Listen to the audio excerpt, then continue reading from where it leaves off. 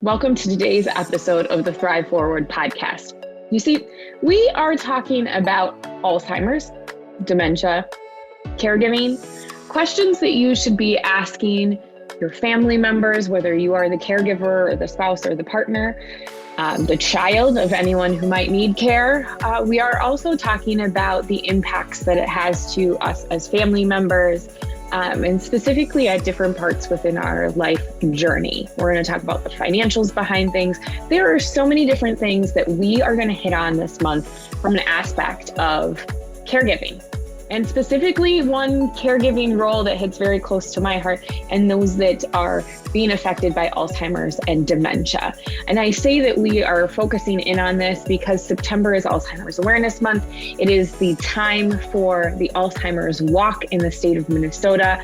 Our team, Grandpa's Fierce Monsters, are hitting the pavement. Stay tuned for opportunities to be able to be a part of our great journey in finding the cure for Alzheimer's. That being said, the constant that I have conversations with, whether it be with my planning clients or it be just in general conversation with friends, family, and those that I run into maybe, I don't know, at the grocery store getting my nails done, is around how do we bring all of these roles together? If you listen to the last episode of the Thrive Forward podcast, I talked about intersectionality of caregiving on both sides of the spectrum, from caregiving and raising children to now caring for parents.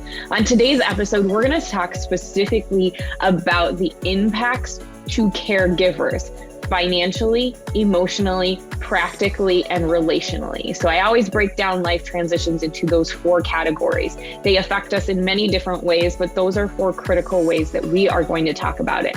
Then we're going to talk about how do you start to have those communications with the people around you that matter, so that those four areas, again, financially, emotionally, relationally, and practically, you are able to communicate your needs. Because at the end of the day, caregiving is a full-time job. It doesn't snooze. And when your phone rings, it means you have to answer it. You can't ignore it. What's going on in your life? What does that loved one need? Or when the doorbell rings or the knock on the bedroom door, those boundaries are crossed in many households. So we want to talk about what are some of those impacts and how do we move forward. So with that said, let's dig in.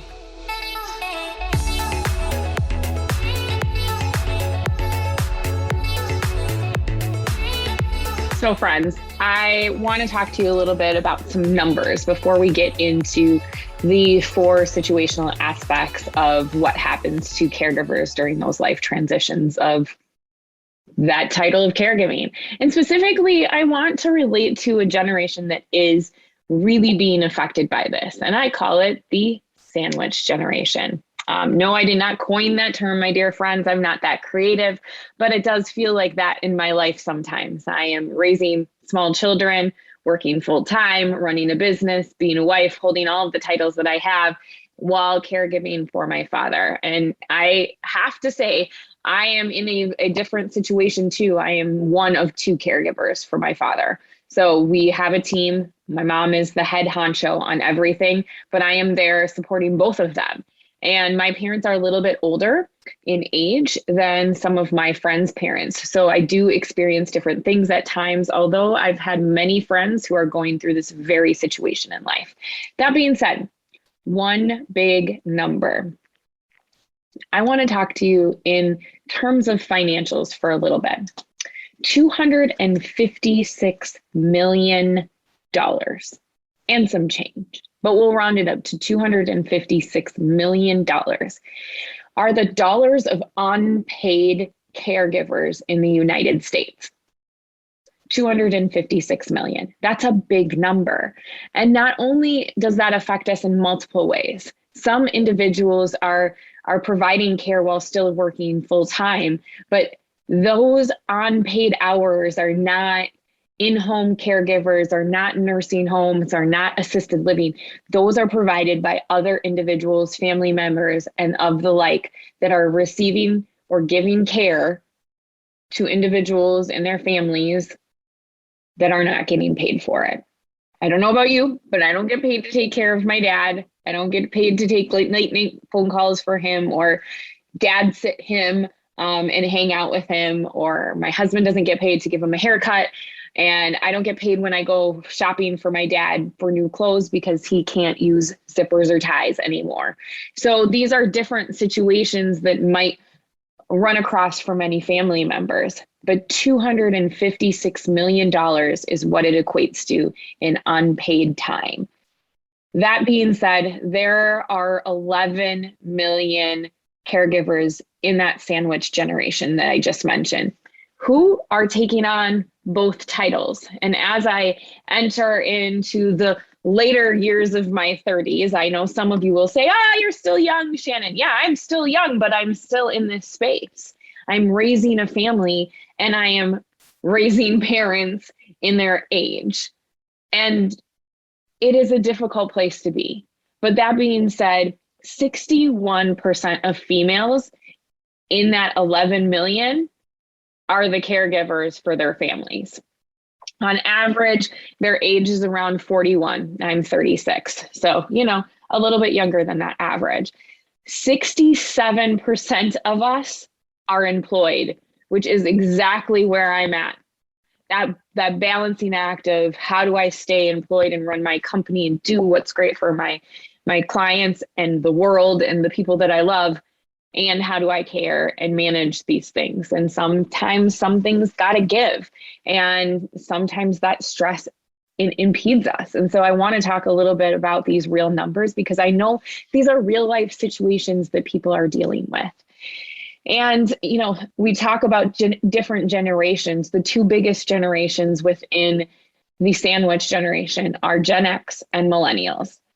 49% of them of the 11 million individuals in the sandwich generation are from the Gen X community, and 31% are millennials.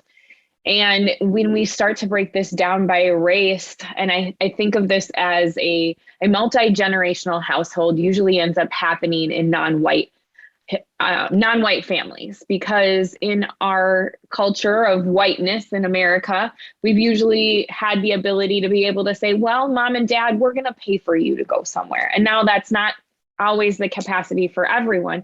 Culturally, I grew up in a household where we welcomed that older generation right on into the house. I grew up with my grandfather in my house. My mother grew up with her grandparents in the house. And when my husband and I added on to our house, I said, well, this might be the mom's basement. And this does happen. But when we start to look at other races, it is definitely something that is impacted even more. 53% of those 11 million sandwich generation are of non-white, non-Hispanic descent. So this means it's hitting harder in other communities. And then not to pile onto that, but there are other means that might hit those families from a financial standpoint of ability versus the aspect of just being able to write a check. What funds are actually available when we start to talk about the wealth gap? We know that the wealth gap in America definitely impacts non-white families more than white families.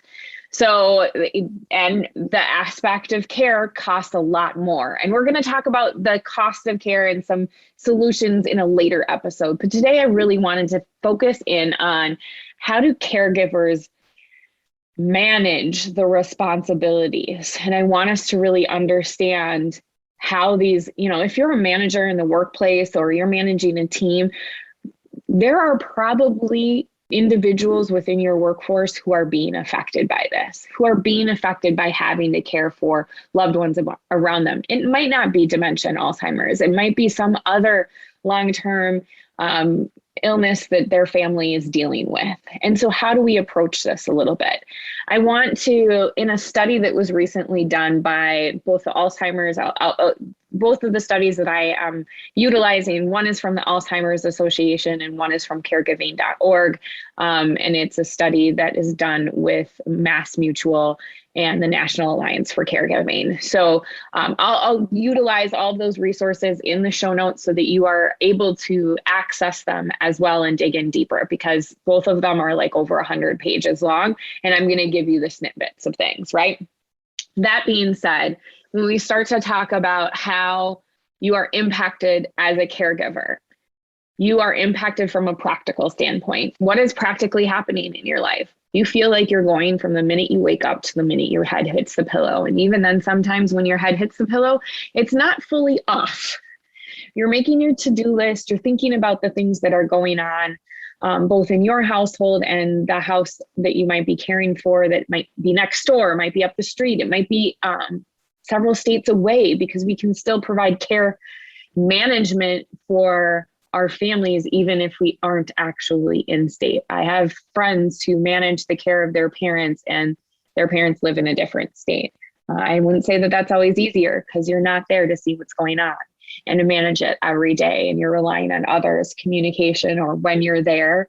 And when we deal with Alzheimer's and dementia, each day is different. And so you're not necessarily operating on that same space. And I'll use my personal experience of dealing with Alzheimer's and dementia, but you can insert pretty much any aspect into that space. And I'm sure you can relate to some of these things. When we, through these studies, when we started to poll some of the caregivers that we were looking into, 59% of the caregivers noticed an increase of stress directly due to caregiving. And when we look at the impacts of caregiving on the caregiver, caregivers know that stress, lack of sleep, running yourself ragged, being that sole person wears down on you physically and does something to your health as well. And so when those things go unnoticed by the rest of those around you, and hey, if you're like me and you try to make sure a lot of times, oh, I got this, I'm strong enough, I can deal with it, there are moments that you are going to break. For instance, I'm not going to lie, this morning I cried on the garage floor after my workout this morning, because the stress of everything that was happening with both of the things that I was responsible for, both my household and my family's household, and the things that we have going on into the next week, are stressful. And it's hard to think about some of those things and the impacts to those individuals. And then you throw the lovely COVID on top of everything. And that definitely does provide even more stress and anxiety for those caregivers. I know for my mother over the last year, thank goodness that she has the resources that she does, but being in a place where now you have to be locked down and don't have anyone else to help you care because you're worried about COVID and the access and who's coming into your home and who's not coming into your home, that wears on the caregiver.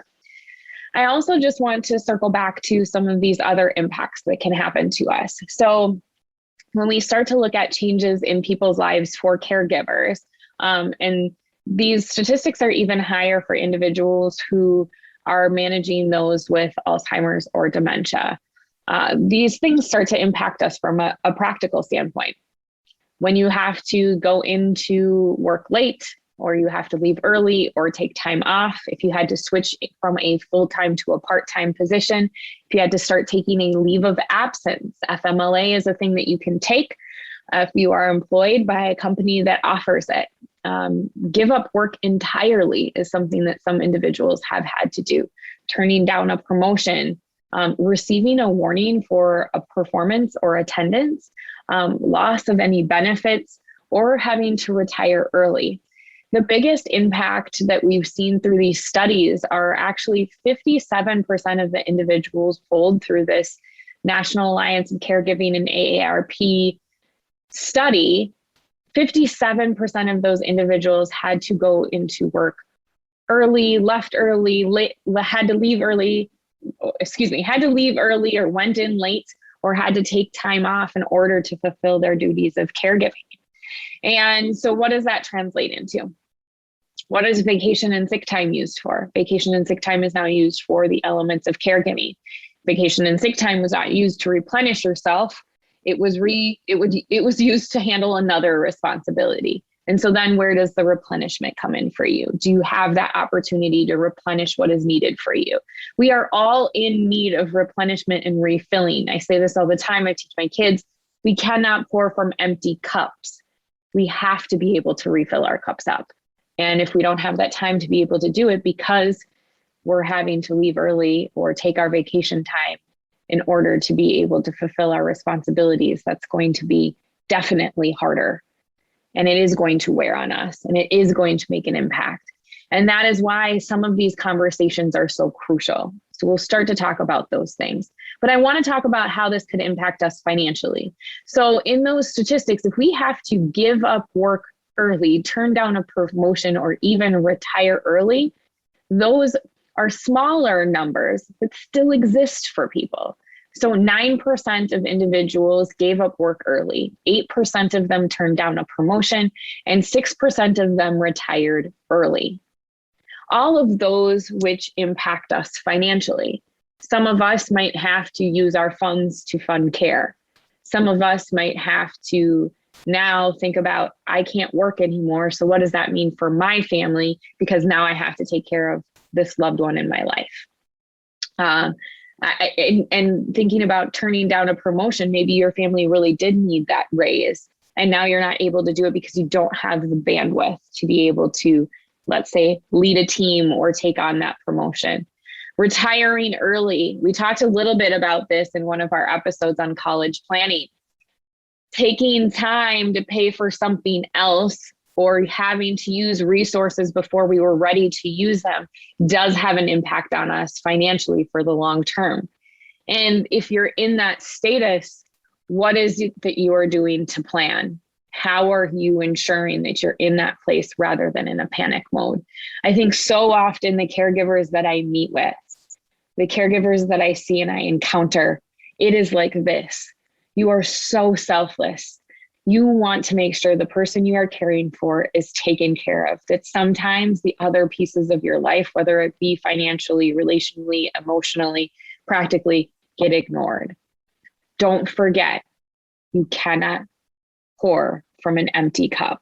You need to be able to fill yours up too. So what are the things that you're doing for yourself?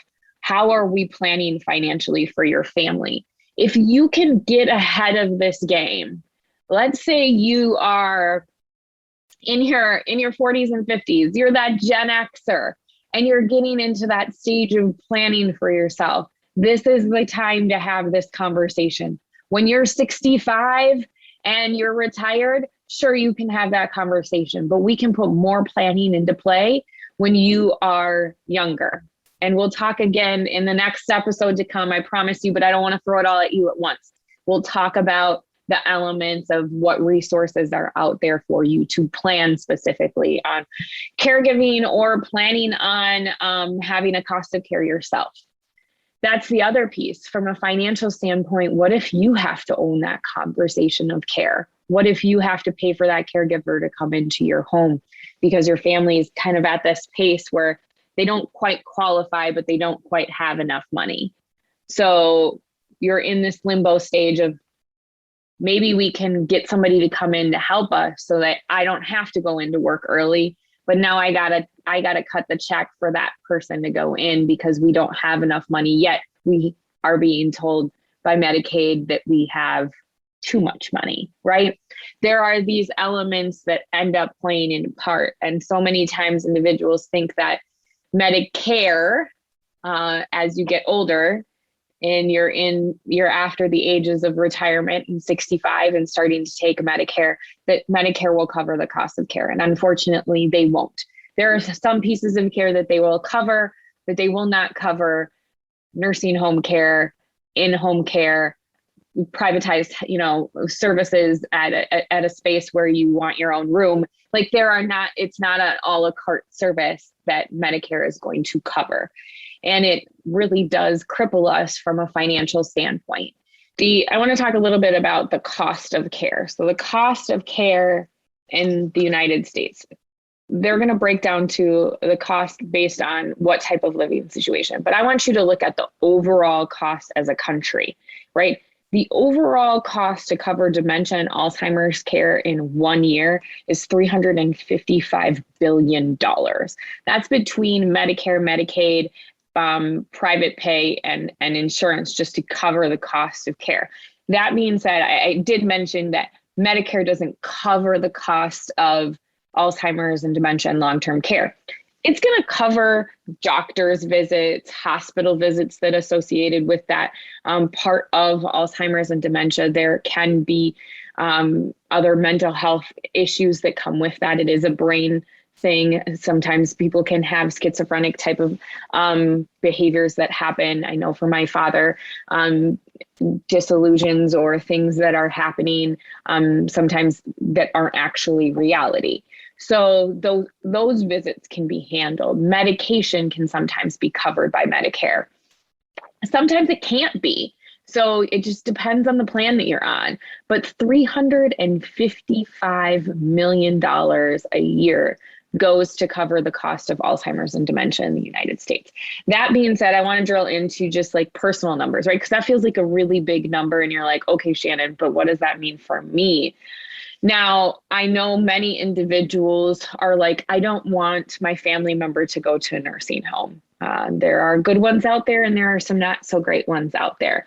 The cost of nursing home care is exponentially growing. From a planning basis, we use 7%. That's what we've seen grow. So if you think about inflation, so let me break this down for you. Inflation is that cost of living that grows over time. So what cost you to buy a bottle of Coca-Cola in 1990 was, 75 cents. Today, I think it's $2.25 to get a 20-ounce Coke out of the, vending machine. I don't know. I don't ever use them anymore. I don't drink pop, but that's essentially inflation, that growth of cost. So the growth of cost for long-term care is 7%, where on average, our actual cost of living for inflation is under 2%. Now, we've seen some growth in that area over the last year, but that is exponentially more than the average cost of living growth, right? For your groceries, your lettuce, your rent, various things like that. The cost of long-term care is 7% versus that. So it's exponentially growing. And you see, as I talked to many individuals about it, you can have somebody cared for at home and you can have somebody that is being cared for in a facility and it's still going to cost you money. So let's break down some of those numbers for you. So throughout the United States, it's going to vary whatever your cost is. It can be as low as $19,240 all the way up to $105,850. That's a lot of money. And that's a big discrepancy. So what is the discrepancy in between? Well, it's the type of care that you're going to receive. How are you going to receive that care? If you're getting a home health aide, for instance, that's coming into your home and helping you for a period of time, you're going to pay an hourly wage. Sometimes that's $150 an hour. How many hours do you need that person for? And how is that supplemental care then being provided? Do you need a registered nurse to provide you care? A registered nurse is going to cost you more than a home health aide. A registered nurse is probably going to cost you close to $350 versus the $150 that a home health aide would cost you. Then you look at, okay, so now we are at a transition. And that's usually where individuals start, right? We're adding some care at home. We're getting some individuals who are coming into the house to help us. And then we might need to transition someone into an assisted living space where they're more so living there and being offered a level of help and assistance in a different space. That is on average throughout the United States, $51,600. And then we transition into full-time care. What if someone needs full-time care? And we start to weigh these different options based on what is that need for care. The 6 activities of daily living is something that you will hear often talked about. And that's basically thinking about what do you need from the moment you get out of bed to the moment you go to sleep. So I talk about this as transferring, so getting in and out of your bed, getting your clothes on, showering, eating, bathing. Well, I said showering, bathing, continence, being able to control your bladder, and then also toileting. So being able to use the restroom. If you are not able to do one of those 6 activities of daily living, then your care is going to expedite. And if you aren't able to do all of those, the reality is you probably are going to need around the clock care. And that's when you might have to look at having somebody come in around the clock to your home which is also an expense, or utilizing some sort of nursing home facility. And that's where, in the state of Minnesota, where we are at right now, you're going to have semi-private options and you're going to have private options. And these vary across the United States in pricing. And it's also going to vary across the United States in terms of the quality of care that you are going to get. And it's going to vary whether you're in an urban area, a suburban area, or rural area, what elements of care you're going to be able to get. But the cost of care from a semi-private to a private room is really just $1,000 a month, basically, from $11,026 to $12,025. So if for $1,000 more, you're getting a private room, but that's a month. $12,000 a month for a private room. And so when we start to talk about the emotional elements that go with being a caregiver, there are also emotional development elements that go with the person that is being cared for. Through these transitions, we talked a little bit about practically, we talked a little bit about financially. Now we're going to talk about relationships and emotions. And these are the two probably hardest hitting. I think we can have the practical and the financial conversations, but when we start to deal with the emotional parts of things and the wear and tear, it is harder. You are talking about giving somebody's independence away. That's really what it comes down to. For my dad, it's now the element of sometimes he's able to tie his shoes, sometimes he's not. And really tying his shoes are somewhat like a 2-year-old is tying their shoes in a knot. Not like Peter Rabbit or whatever those loopholes are that you do. Struggling to get his clothes on himself. Can you imagine being an incredibly intelligent man and not being able to do that anymore, or woman, right? Or individual person being able to do that anymore? There's an element of emotions that go with those things. And then now you're bringing in loved ones who are now making decisions on your behalf. And it's hard to be able to be the person that's making the decisions and the person that's needing the decisions made. So how do we have some of those communications? And it's hard because you can even talk about it before somebody's in that situation, have a really healthy element of how things are going to happen. And if you're battling something like dementia and Alzheimer's, it's literally a reiteration constantly. It's balancing that emotion of being able to say, all right, today my dad is going to remember that we talked about this, but he might not. And so then I have to have the same conversations again. Or even managing the other caregivers, right? And their emotions. We might have siblings, we might have other parents or spouses that we are managing and helping to manage the relationships. I can't imagine for my mom what it's like to watch my dad, the love of her life, deteriorate. And my parents' love story is very commingled and tangled. And they were separated for 13 years of their lives. And then they got back together. And I've never seen a love stronger in that space. But it wasn't very long after they got back together that my dad was diagnosed. And so that element of saying, like, what if this would have happened? How could we have changed these things? There are so many different elements that take a play in a relationship. And then as a daughter, managing some of those emotions or frustrations. My dad listens to my husband. Jim could ask him to jump and dad would say, how high? But mom and I could ask him to jump and he'd be like, middle finger to the sky. Like it's just a very different situation. And sometimes people don't have the element of being to pass on that responsibility to somebody else. For those individuals who don't have siblings, who don't have a husband. I have clients who they are literally the only person to take care of their partner or their spouse or their parent or their loved one. And that gets very stressful. When can you cut a break? Maybe that person is in a high-powered career and still trying to hang on to that career and balance things. As I said, 67% of individuals who are in the sandwich generation are still working. We aren't robots. We are humans and emotions fly with us. And so being able to recognize and pause and say, okay, this is what I need in a minute. This is what I need. And so whether it be practically or financially or emotionally, what are the resources that you are doing? What are the things that you are trying to do?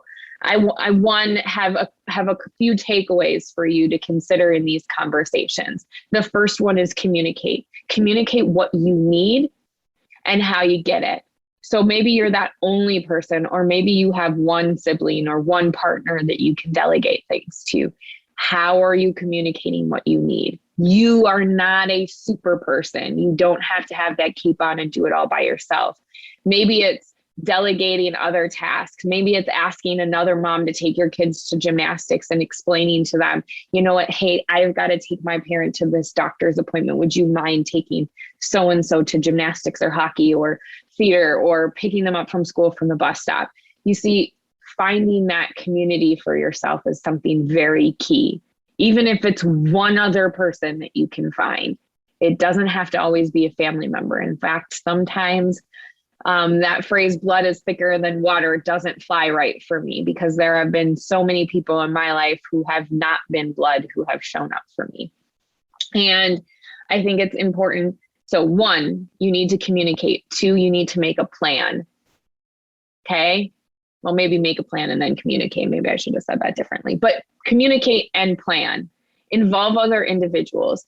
The last piece is remember all of the parties that are involved. So whether it be your children, your partner, we'll have a guest later on the podcast, Carla Holt, who is a fellow daughter of an individual who lost their battle to Alzheimer's. And one piece of advice Carla always told me was, don't let Alzheimer's steal your children's childhood.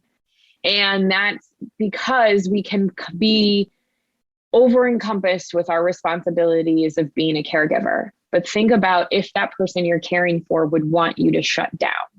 I know my dad would not want me to stop playing with my kids, doing fun things with them. My mother doesn't want me to stop doing those things.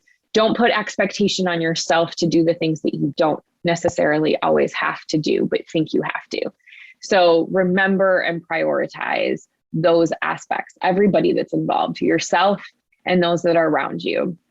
And when I think about the elements of, and maybe I said all of those things backwards, maybe it's that you are remembering who's involved, you're creating a plan, and then you're communicating. Maybe that's actually what I really meant. But you're doing those things in whatever order it might be for you, and you're getting it done. And it doesn't have to be done perfectly all the time, but seek advice, seek guidance, practically get involved, a therapist, order your groceries if that's what you have to be able to do, and partner with those individuals around you. Remember that there are resources that are available to you that are either at a cost or either free. How are you going to be able to find some of those resources? If you are an individual who is providing care for somebody that is struggling with Alzheimer's and dementia, the alzheimers.org is a great space to go. If you are currently looking for facility and need somebody to caregive, A Place for Mom is a great website to visit. If you are looking for guidance from a caregiver's perspective, Carla Holt, who will be joining us later on one of our episodes, has a company called So Many Goodbyes. And it is an element of being able to join together and support each other in all of the aspects. If we can be of any help from a financial planning perspective, we would love to come alongside you and be that partner.